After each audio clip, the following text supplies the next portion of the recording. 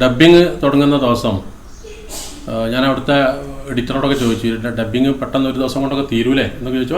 പെട്ടെന്ന് തീർക്കാം എന്നൊക്കെ പറഞ്ഞു. അപ്പോൾ അന്ന് വൈകുന്നേരം ആകുമ്പോൾ തീരുമെന്നുള്ള വിശ്വാസത്തിൽ ഞാൻ ബിജുവിനെ ആദ്യം വിളിച്ചിട്ട് പറഞ്ഞു, ബിജു നാളെ രാവിലെ പുറപ്പെടണം, തൃശ്ശൂരിലേക്ക് വരണം, നമ്മുടെ മ്യൂസിക് വായിക്കാനുള്ളതാണ്.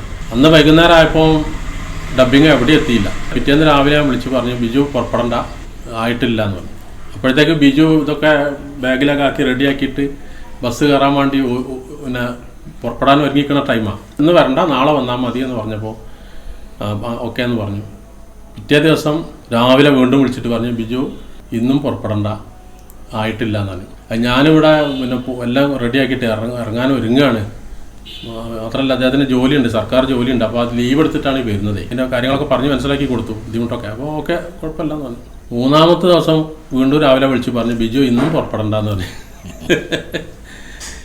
എനിക്ക് തോന്നുന്നത് ബിജു ആയതുകൊണ്ട് മാത്രം ഞാൻ തൽക്കാലം രക്ഷപ്പെട്ടതാണ്. ബിജു അല്ലാത്ത ഒരാളാണെങ്കിൽ നിങ്ങൾ ആരെങ്കിലും വിളിച്ചിട്ട് മ്യൂസിക് വായിച്ചോളൂ, എനിക്ക് ഈ പരിപാടിക്ക് ആവില്ല എന്ന് പറയുന്നു. ഏതായാലും നാലാമത്തെ പ്രാവശ്യം പിന്നെ എങ്ങനെ ഒരു മനുഷ്യനോട് പുറപ്പെടണ്ടെന്ന് പറയാം. ഏതായാലും രണ്ടും കൽപ്പിച്ച് വന്നു. 2 ദിവസം കൊണ്ടാണ് പിന്നെ മ്യൂസിക് വായിച്ച് തീർക്കുന്നത്.